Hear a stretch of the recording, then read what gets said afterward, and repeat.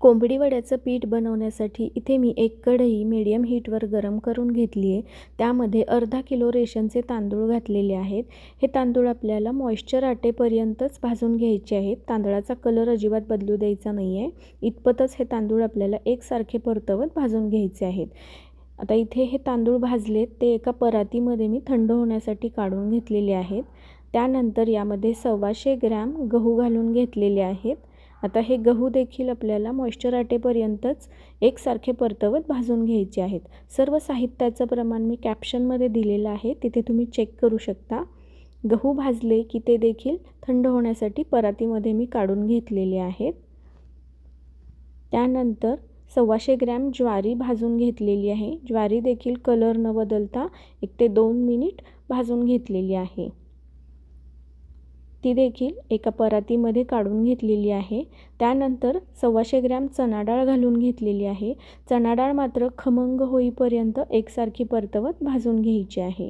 चणा डाळ भाजली की ती देखील परातीमध्ये मी काढून घेतली आहे। त्यानंतर 125 ग्रॅम उडीद डाळ घालून घेतलेली आहे। उडीद डाळ पटकन भाजली जाते, त्यासाठी गॅस इथे लो केलेला आहे। अगदी 2 मिनिटात उडीद डाळ भाजलेली आहे। ती देखील या परातीमध्ये मी काढून घेतलेली आहे। त्यानंतर 50 ग्रॅम पोहे घातलेले आहेत। पोहे देखील 1 ते 2 मिनिट छान असे परतवून घेतलेले आहेत।